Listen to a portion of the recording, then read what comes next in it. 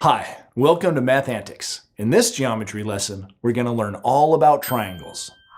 You may remember from the lesson about polygons that triangles are special polygons that always have 3 sides and 3 angles. And that's what the word triangle means. Tri means 3, and angles means angles. Okay, that's easy enough. 3 sides, 3 angles. But what else is there to know about triangles? Well, for starters, we're going to learn how to classify triangles. Ooh, such a classy triangle. But seriously, there's 2 different ways to classify or organize triangles. They can be classified by their sides, and they can be classified by their angles. Let's start by classifying triangles by their angles, since we've already learned a lot about angles in the previous videos. You may remember from our first video about angles that there's 3 types of angles. There's right angles, acute angles, and obtuse angles. Well, watch what happens if we use a third line in each of these angles to form closed shapes. Aha! Triangles. And can you guess what these 3 different kinds of triangles are called? Yep, the one made from the right angle is called a right triangle. The one made from the acute angle is called an acute triangle. And the one made from the obtuse angle is called an obtuse triangle. So that's simple enough. But notice that for each of our 3 triangles, the new angles that were formed when we closed the shapes are all acute angles. So triangles always have at least 2 acute angles. And it's the other angle that determines what type it is. That's important to know so you don't get tricked. For any given triangle, just because you see one acute angle, that doesn't mean it's an acute triangle. You have to look at all the angles to tell if it's an acute triangle. The situation's easier with right and obtuse triangles because you can only have one right or obtuse angle per triangle.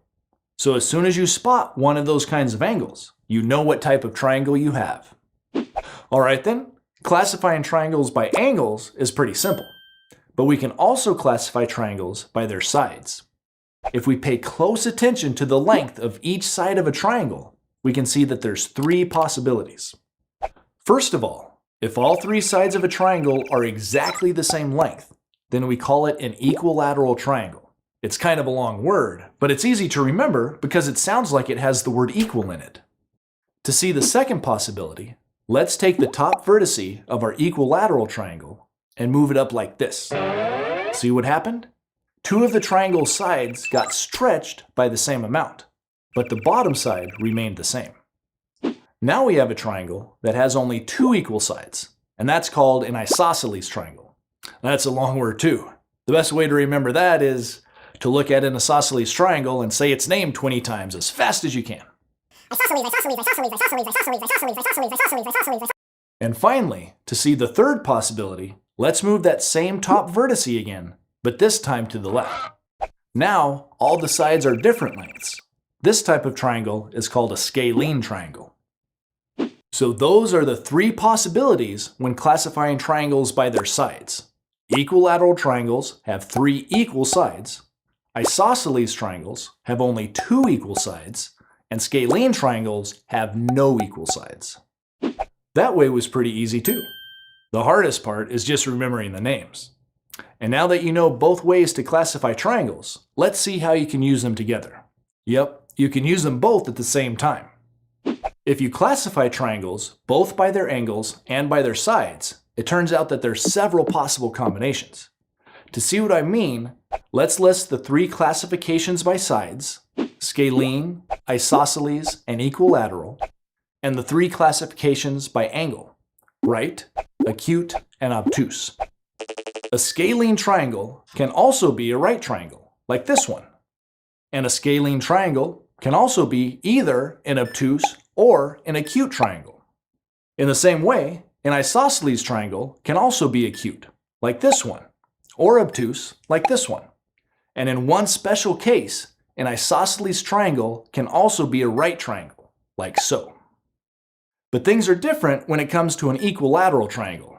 An equilateral triangle is always an acute triangle. Because all 3 sides are exactly the same, all 3 angles must also be exactly the same. And since we can't have more than one right angle in a triangle, or more than one obtuse angle, All the angles in an equilateral triangle must be acute. Okay, now that you know all about how triangles are classified, let's learn one more really important thing about triangles. In our video about angles and degrees, we learned that we can measure angles and say how big or how small they are using special units called degrees. Well, since triangles are always made up of 3 angles, each of those angles has its own measurement in degrees. And the important thing is that those 3 angle measurements, if you combine them, they will always add up to 180 degrees. For example, have a look at this triangle. If we were to take a saw and cut it up into 3 separate angles, and then if we were to take those 3 angles and rearrange them so that they're right next to each other like this, you can see that the total would be the same as a straight angle. That's 180 degrees. And this will work no matter what type of triangle it is. Knowing that a triangle's angles will always add up to 180 degrees can really help you out when solving geometry problems. There's a whole lot of situations where you'll know what 2 of the angles are, but you need to figure out what the 3rd angle is, like in this problem. With this triangle, we're told that one of the angles is 35 degrees and the other is 45 degrees. But the 3rd angle is unknown. We need to figure out what it is. Since we know that the total must be 180 degrees, we can just add up the angles that we do know, and then we subtract that from 180 degrees to see what's left over. The leftover amount must be the measurement of the unknown angle. So, 35 plus 45 equals 80 degrees. And when we take that 80 and subtract it from 180, we get 100 degrees left over. That means that our unknown angle is 100 degrees. And you can always check your answer by adding up all the angles to make sure you get 180. So you can see why it's so important to know that a triangle's angles add up to 180 degrees. Well, that's all we're going to learn about triangles in this video. Remember, the key to really learning math is to do it. So be sure to practice by doing the exercises for this section. As always, thanks for watching Mathantics, and I'll see you next time. Learn more at mathantics.com.